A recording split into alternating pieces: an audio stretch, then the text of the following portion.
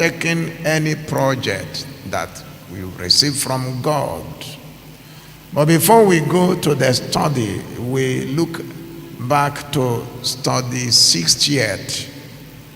The last week study, it was about Nehemiah's boldness. We saw that Nehemiah was very, very bold. And because of his boldness, he rebuked the erring nobles. Because of his boldness, he withstood opposition. Sanballat and the rest of the people was bold, and courtesy of his boldness, he was able to take all the troubles that came. We saw that Nehemiah's boldness, that it was a testament, it was a testimony to the power of faith and the power of prayer. That when you have faith and when you pray, you will have some uncommon boldness. As of apostles, the apostles were speedily losing their boldness. They were becoming afraid. But a point came that the apostles, they prayed to God. And as they prayed to God, their boldness was renewed. The Spirit of God came upon them, and great grace was on them, and they declared the Bible with boldness in the midst of antagonists, in the midst of those who would want not to see them be alive. They dared them because they prayed and exercised faith, and boldness came. We saw that Nehemiah's story, that is simply a reminder that when a person is called by God to action,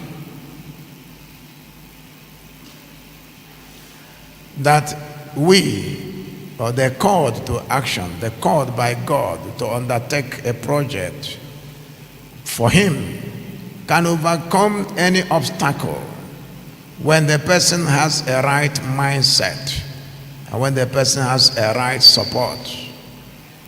Nehemiah maintained a right mindset. He also had a right support from the people. In Nehemiah chapter 2, Nehemiah shared the vision. Verse 17. Then said I unto them, to these people that wanted to do the work with him, you see the distress that we are in, how Jerusalem flieth west, the gates thereof are burnt with fire. Come and let us build up the wall of Jerusalem. There will be no more a reproach. The people understood what he said. The people gave him the needed support. Then I told them of the hand of my God which was good upon me, as also the king's words that he has spoken unto me. And they said, let us rise up and build. So they strengthened their hands for this good work.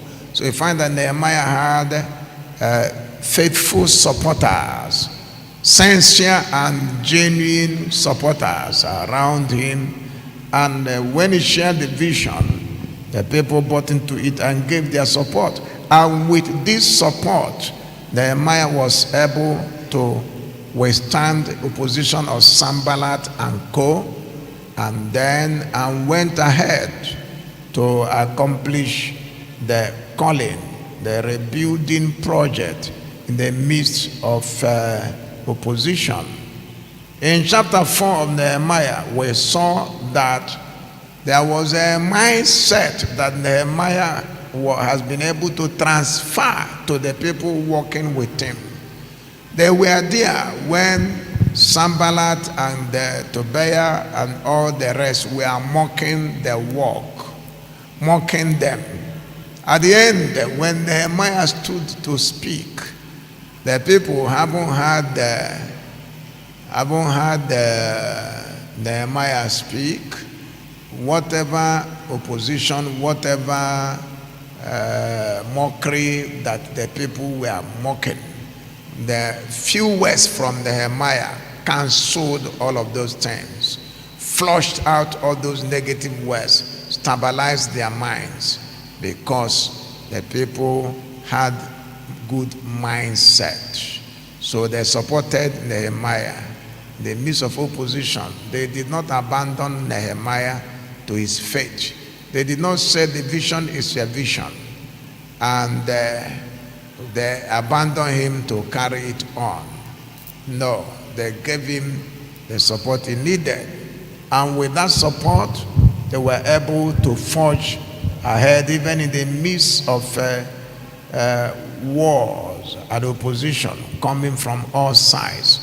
We also saw that Nehemiah's journey in this project is a very powerful example of how we should respond with courage and with trust when we are called, when we have a responsibility or a burden placed upon our hearts. Nehemiah in chapter 1 had spoken with his brethren that came from Jerusalem, and after they have told the story of the bad condition, burden was created. He became burdened, and out of that burden, concern and compassion and vision arose. Vision was created, and Nehemiah decided not to allow the situation to lie low. He decided that he must do something. So we find that Nehemiah is a very powerful example of how we are to respond with courage, how we are to respond with trust to this vision that God has given to us, and the responsibility that he has given to us. Nehemiah responded first with concern, but he didn't stop there. He responded with fasting. The situation was discussed. It was not because he was weak. He cried because he was concerned. Are you listening? He cried not because he was weak. He cried not because he felt defeated. He cried because he was concerned. He was in pain. Look at what my people are going through. And I am in the palace. I am here enjoying. And my people are suffering. So he burst into tears. And he wept for a long time. But he didn't stop at weeping. He went into long fasting that lasted for about 4 solid months. After the fasting, he went into another longish prayers. All this he did as a response to the burden that God placed in his heart. So when you are burdened about a thing, Nehemiah is an example for us on how to respond to a situation that has created a burden in your heart. Is that clear? Nehemiah responded by crying first. After that, he went into fasting. After that, he went into praying. After that, he went into action. And it is all these that combined together that gave rise to the project that he built, that he undertook rather. So then, The Bible study 61, as I earlier announced, is considering Nehemiah's sacrifice and the place of sacrifice in rebuilding. Now in Nehemiah chapter 1, verse 1, O Lord, I beseech thee, let now your ear be attentive to the prayer of your servant and to the prayer of thy servants, who